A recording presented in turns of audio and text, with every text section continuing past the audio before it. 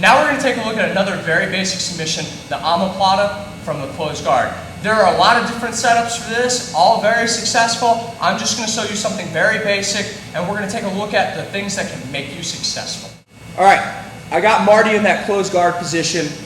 He's coming down without any posture. This is one of my favorite times to get that omoplata. It allows me to manipulate the head and get some good movement in here, okay? I like to take that outside hand, I like to place it on the ear, and I like to start to shrimp my hips out. The hip movement here, guys, in the omoplata is very important. It's going to be the big deciding factor in whether or not you finish or not.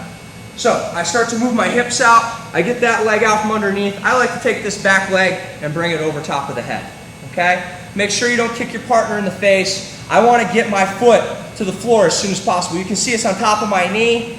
Man, that happens sometimes, okay? I'm going to make a little bit of space, put my foot on the floor. Now, I'm going to start to sit in, and this is where people make mistakes. I'm out here at 90 degrees. There are a lot of other things that we can do, and we're going to go over those also.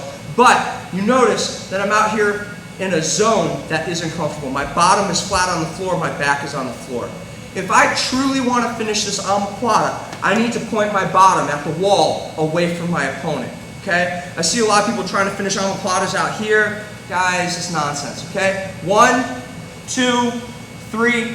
My bottom comes out to the side. My knees are squeezing together and my feet are staggered.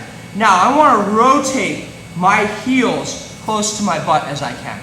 I'm reaching over my opponent so he can't front roll, although that's a viable defense. We'll look at it later. Now, here's where it messes up.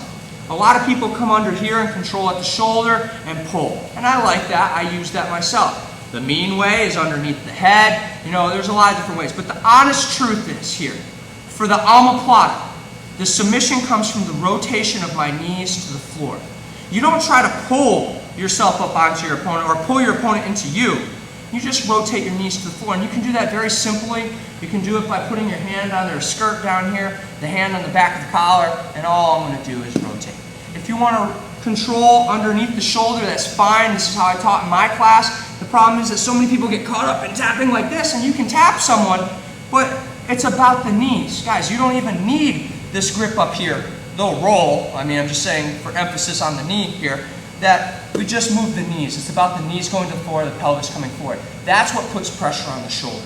I got control. He does a posture. Awesome. Hand on the ear. I'm going to start moving that hip out. My shin comes in. I like to clear the face. From here, I'll control the belt because he might start to roll right now if I've omoplated him in the past. Try to get that foot to the floor, and I'm going to move my hips out. Notice that whole transition here, I'm squeezing with my thighs. Marty, do I have freakishly strong thighs? Yeah. Yes. I like to squeeze everywhere I go with those thighs, okay? I move out, I move out. I'm starting to rotate those heels back. I get over the back. Awesome. I'll tighten it up, I'll tighten it up. We're money here. We're in the, on the podium. Controlling, I like to control behind the collar and just pull my knees forward. Knees to the floor is what the submission is. All right. He doesn't have any posture. His head is down. My hand comes to the back of the head. If his head is turned, if it's straight up and down, it comes onto the ear. Either way, I start to push. I move my hips out. Boom. You see that little hip movement? Man, guys, that's so important. I bring my other shin in. I start to make space. I bring that in front of the head. From here, I'll start to control the pant leg. Straightening out my legs. I'm going to move back. I'm squeezing with my knees. So important. Squeezing, and I move that bottom to the outside. Now, you notice my legs are out front. There are a lot of omoplata transitions that include your legs coming out here. That's great. That drives their face into the floor, but you need to get those legs back as soon as possible. It's okay if they're staggered, as long as you're squeezing with your knees and we're rotating with our knees, okay? So I'm up, I start to rotate. Pushing, my bottom comes out, my knee comes to the inside of that shin. Pushing, leg over top, foot to the floor, controlling the belt. From here, I'm squeezing with my knees, and I'm moving my bottom away.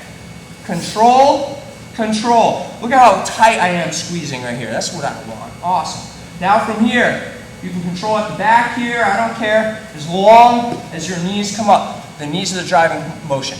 Once you get this down, guys, I do want to see you grabbing the shoulder. I do want to see you grabbing under the head, seatbelt. I want to see you doing all that kind of crazy stuff. But for right now, the important thing is that my knees rotate to the